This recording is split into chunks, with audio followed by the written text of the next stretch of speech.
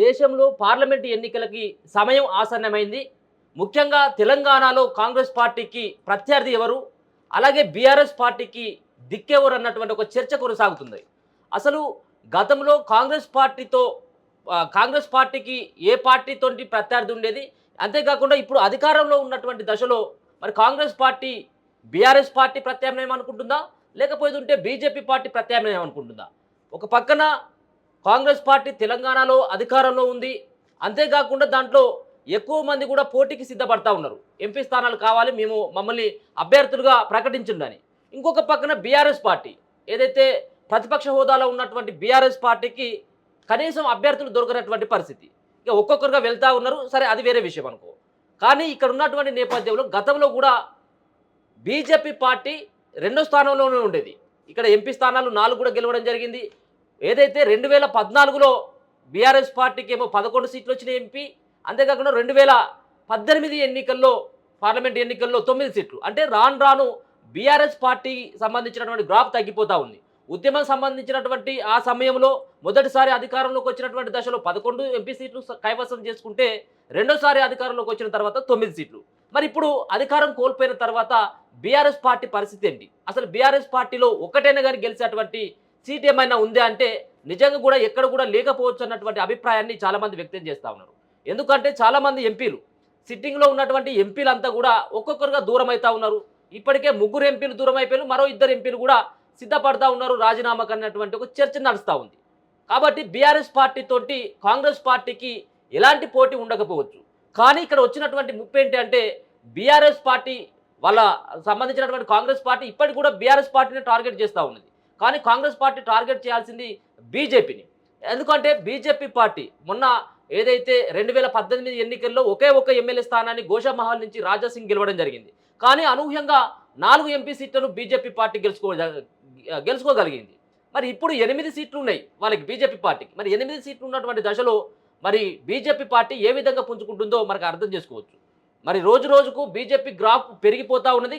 ఇక బీఆర్ఎస్ పార్టీకి సంబంధించినటువంటి గ్రాఫ్ పూర్తిగా డౌన్ అయినటువంటి మాట అందరికీ తెలిసినటువంటి అంశమే. అయితే ఇప్పుడున్నటువంటి నేపథ్యంలో మరి కాంగ్రెస్ పార్టీకి ఎన్ని సీట్లు వస్తాయి, బీజేపీ పార్టీకి ఎన్ని వస్తాయి, అంతేకాకుండా బీఆర్ఎస్ పార్టీకి ఏమైనా సీట్లు వస్తాయి అన్నటువంటి కొంత చర్చ నడుస్తున్నటువంటి సందర్భం ఒక క్లారిటీ ఇచ్చేటువంటి ప్రయత్నం అయితే చేద్దాం. ఏదైతే బీఆర్ఎస్ పార్టీ 4 ఎంపీ అభ్యర్థులను ప్రకటించడం జరిగింది. 10 మంది ఎంపీ అభ్యర్థులను ఫైనల్ చేసి కాంగ్రెస్ కూడా అధిష్టానానికి పంపడం జరిగింది. ఇక 9 మంది అభ్యర్థులను బీజేపీ పార్టీ ప్రకటించడం జరిగింది.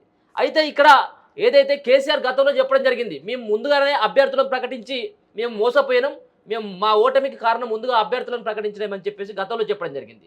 మరి ఇప్పుడు బీజేపీ పార్టీ ముందుగా అభ్యర్థులను ప్రకటించడం జరిగింది. ఇప్పటి వరకు కూడా కాంగ్రెస్ పార్టీకి సంబంధించినటువంటి లిస్ట్ అయితే ఇంకా ఇక్కడ కూడా రివీల్ కాలేదు. కాబట్టి ముందుగా ప్రకటించినటువంటి కేసీఆర్ ఇప్పుడు కూడా ముందుగా ప్రకటించడం వెనుక ఆంతర్యం ఏముంటుంది అంటే దీంట్లో ఉన్నటువంటి ఎవరైతే ఒకరిద్దరు సిట్టింగ్ ఎమ్మెల్యే ఎవరైతే ఉన్నారో నిన్న మాలోతు కవిత కానీ, మహబాద్ ఎంపీ, మరో పక్కన నామా నాగేశ్వరరావు ఖమ్మం సంబంధించినటువంటి ఎంపీ, వీళ్ళిద్దరి పేర్లను కూడా ప్రకటించడం జరిగింది. అయితే వీళ్ళిద్దరు కూడా పార్టీ జంప్ అయిపోతారు కావచ్చు అన్నటువంటి మరి ఒక చర్చ నడుస్తూ ఉంది. చాలామంది కూడా వేరే పార్టీ వైపు వెళ్తారు అన్నటువంటి, వేరే పార్టీలోకి లాక్కోవాలన్నటువంటి ఒక ఆలోచన చేస్తూ ఉన్నటువంటి సందర్భంలో ఈ ఇద్దరు కూడా పార్టీ మారుతారు అని చెప్పేసి కేసీఆర్ గ్రహించి మరి వీళ్ళిద్దరిని నిన్న ప్రకటించడం జరిగింది. అంటే మొత్తం 4 మందిని అభ్యర్థులను ప్రకటించినప్పుడు కూడా 2 ఆల్రెడీ సిట్టింగ్ ఎంపీలు. ఇక మరొక పక్కన ఒకవేళ తీవ్రమైనటువంటి వ్యతిరేకత ఉంది ఎమ్మెల్యేల పైన, కేసీఆర్ ముఖ్యమంత్రి కావాలని చెప్పేసి ప్రజలు కోరుకున్నారు. కానీ ఎమ్మెల్యేల పనితీరు వల్లనే మేము ఓడిపోయినాం అని చెప్పేసి తన అభిప్రాయాన్ని మొన్న చెప్పడం జరిగింది కేసీఆర్. మరి ఇప్పుడున్నటువంటి సిట్టింగ్ ఎంపీల పైన వ్యతిరేకత లేదా? మరి ఇప్పుడున్నటువంటి నేపథ్యంలో వ్యతిరేకత ఉందిగా, వ్యతిరేకత ఉన్నప్పటికీ కూడా వ్యతిరేకత వాళ్ళ మీద ఉన్నదని చెప్పేసి కేసీఆర్కి తెలిసినప్పటికీ కూడా దిక్కు లేకపోవడంతో అదే సంబంధించినటువంటి అభ్యర్థులకి, అంతేకాకుండా వీక్ అయినటువంటి అభ్యర్థులని మరి ఏదైతే పార్లమెంట్లో నిలబెట్టాలని చెప్పేసి కేసీఆర్ భావిస్తూ ఉన్నాడు. అంతేకాకుండా కేసీఆర్ యొక్క ముఖ్యమైనటువంటి ఉద్దేశం ఏంటిదంటే తెలంగాణలో ఎట్టి పరిస్థితుల్లో కాంగ్రెస్ పార్టీ ఎక్కువ సీట్లని గెలుచుకోకూడదు. పార్లమెంట్ ఎన్నికలు మనం ఓడిపోయినా పర్వాలేదు, కానీ బీజేపీ పార్టీకి కొంత మేలు చేకూర్చేటువంటి విధంగా కేసీఆర్ ఆ దిశగా అడుగులేస్తున్నట్టుగా స్పష్టంగా అర్థమవుతా ఉంది. ఎందుకోసం అంటే బలహీనమైనటువంటి అభ్యర్థులని పార్లమెంట్లు ఎన్నికల్లో పోటీ చేసేందుకు, బరిలో నింపేందుకు కేసీఆర్ తీవ్రమైనటువంటి ప్రయత్నాలు చేస్తూ ఉన్నాడు. ఇది ఒక రకంగా బీజేపీకి లాభం చేకూర్చాలన్నటువంటి ఒక ఉద్దేశం మాత్రమే. ఇప్పుడు నలుగురు ఎంపీ ఎవరైతే నలుగురు సంబంధించినటువంటి వ్యక్తులను ప్రకటించింది కదా, రేపు ఇంకా మిగతా ఉన్నటువంటి 13 మంది ఎవరైతే ఉంటారో అభ్యర్థులను, ఆ 13 మందిని కూడా వీక్ క్యాండిడేట్లను పెట్టి బీజేపీకి లబ్ధి చేకూర్చేటువంటి విధంగా కాంగ్రెస్ పార్టీకి, అంటే మొత్తానికి వాళ్ళ ఓట్లకు సంబంధించినటువంటి కాంగ్రెస్ పడాల్సినటువంటి ఓట్లు చీల్చేందుకు కేసీఆర్ ప్రయత్నాలు చేస్తున్నట్టుగా అర్థమవుతా ఉన్నది. కాబట్టి కేసీఆర్ యొక్క కుట్ర కూడా మనం ఏదైతే తెలంగాణలో పాగా వేయాలంటే మళ్ళీ వచ్చేటువంటి ఎన్నికల్లో కాంగ్రెస్ పార్టీని కనుమరుగు చేయాలి. రానున్నటువంటి అసెంబ్లీ ఎన్నికలు, ఈ పార్లమెంట్ తర్వాత మళ్ళీ వచ్చేటువంటి ఏదైతే అసెంబ్లీ ఎన్నికల్లోపు కాంగ్రెస్ పార్టీకి ఇక్కడ భవిష్యత్తు ఉండొద్దు. ఒక పక్కన మనమైనా ఉండాలి, లేకపోతే బీజేపీ పార్టీ అయినా కానీ పర్వాలేదు, కానీ కాంగ్రెస్ పార్టీని మాత్రం ఖతం చేయాలన్నటువంటి ఉద్దేశంతో కేసీఆర్ ఆ రకమైనటువంటి కుట్రలు చేస్తున్నట్టుగా అర్థమవుతా ఉన్నది. మరి కాంగ్రెస్ పార్టీకి దరిదాపుగా ఇప్పుడున్నటువంటి 17 సెగ్మెంట్లలో సుమారుగా 7 నుంచి 8 స్థానాలను కూడా కాంగ్రెస్ పార్టీ గెలుచుకోబోతా ఉంది అనేది తెలుస్తుంది. ఎందుకంటే అధికారంలో ఉంది.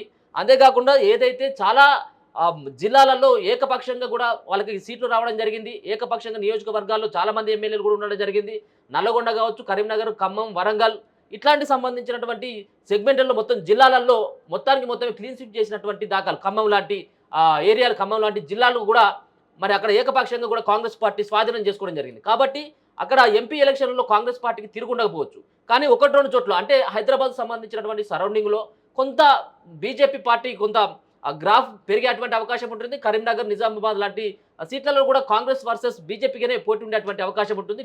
బీఆర్ఎస్ పార్టీ ఎక్కడ కూడా పోటీలో పోటీలో ఉండేటువంటి ఆస్కారం కూడా మరి కనపడతలేదు.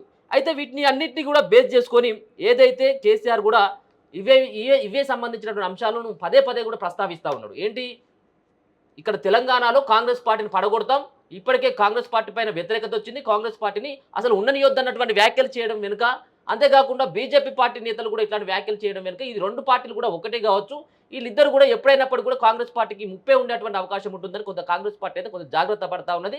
దీనికి కేసీఆర్ ఇట్లాంటి వ్యాఖ్యలు పదే చేయడం మరి ఏ విధమైనటువంటి నిదర్శనానికి అర్థమో మనమే అర్థం చేసుకోవాల్సినటువంటి అవసరం ఉన్నది. ఇక అంతేకాకుండా ఏదైతే ఉద్యమాల పేరు మీద అధికారంలోకి రావడం, ఏదైతే అమరవీరులకు సంబంధించినటువంటి వాళ్ళ యొక్క ప్రాణాలను పణంగా పెట్టి తెలంగాణ రాష్ట్రాన్ని సాధిస్తే తెలంగాణలో అధికారాన్ని మాత్రం కేసీఆర్ కుటుంబం అనుభవించింది.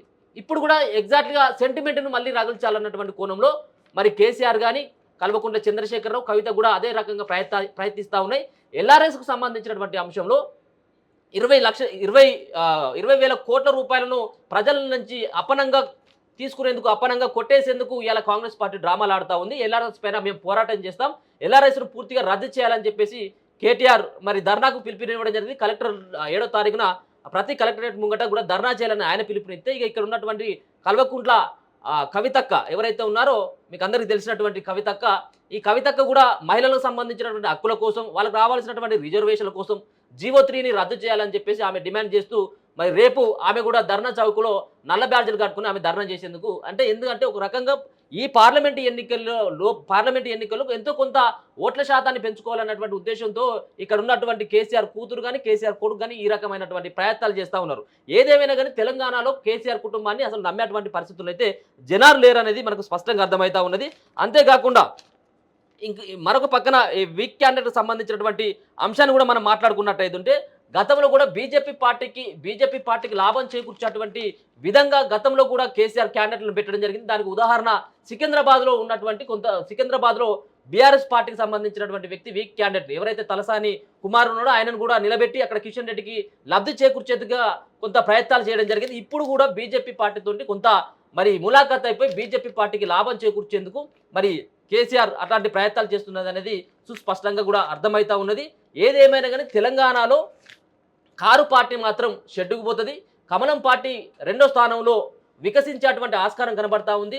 బీఆర్ఎస్ పార్టీ అయితే పత్తాకు ఉండదు. ఇప్పుడు రానున్నటువంటి 4.5 సంవత్సరాల లోపట్ల కూడా కాంగ్రెస్ పార్టీకి తిరిగి ఉండకపోవచ్చు. ఎందుకంటే పడగొడతాం, మేము ఏదో చేస్తామని చెప్పినప్పటికీ కూడా కాంగ్రెస్ పార్టీకి ఎట్లాంటి డోకా ఉండదు.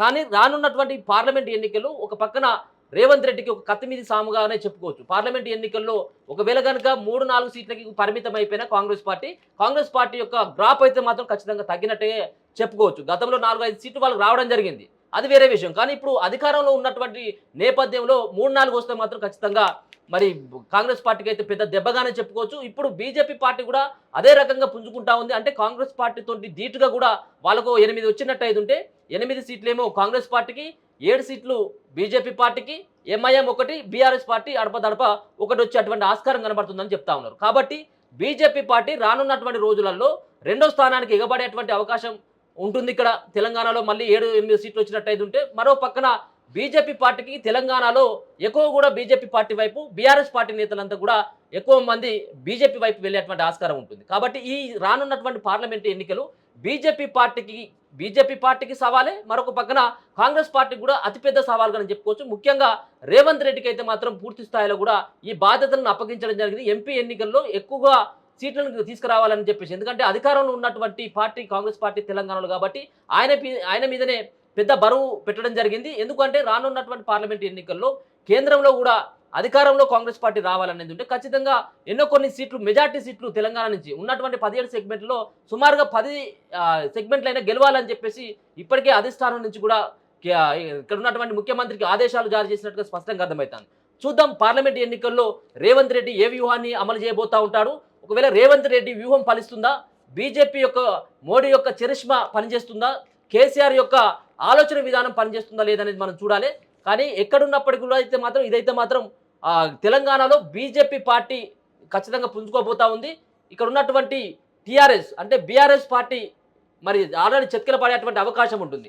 ఎన్నికల ముందటనే ఈ విధమైనటువంటి వాతావరణం ఉంటే, ఎన్నికల తర్వాత ఒకవేళ బీఆర్ఎస్ పార్టీకి 1 సీటు నుంచి 0 సీటు వరకు ఏమైనా పరిమితం అయిపోతే అసలు ఇక బీఆర్ఎస్ పార్టీలో ఉండేటువంటి నాయకుడు ఎవరు కూడా ఉండకపోవచ్చేమో. ఎందుకంటే మరి ఇప్పుడే చూడడం జరిగింది, ద్వితీయ స్థాయి నాయకులు, లోకల్లో ఉన్నటువంటి గ్రామస్థాయి నాయకులంతా కూడా వాళ్ళు వేరే పార్టీ వైపు వెళ్తా ఉన్నారు. ఇక కేసీఆర్ పార్టీని పట్టుకొని ఉండేది ఉంటే ఎక్కడ కూడా వాళ్ళ రాజకీయ భవిష్యత్తు ఉండదని చెప్పేసి భావిస్తూ ఉన్నారు. కాబట్టి చూద్దాం, రానున్నటువంటి పార్లమెంట్ ఎన్నికలు షెడ్యూల్ రాకముందుకే తెలంగాణలో అంతకంత వేడి కనపడతా ఉన్నది. ప్రతిపక్షాల మధ్యలో యుద్ధమైనటువంటి వాతావరణం కనబడతా ఉన్నది. మాటల యుద్ధం కొనసాగుతూ ఉన్నది. ఇక పార్లమెంట్ ఎన్నికల షెడ్యూల్ వచ్చిన తర్వాత రాజకీయాలు ఏ విధంగా మారబోతున్నాయో చూసేటువంటి ఆస్కారం కనబడతా ఉంది.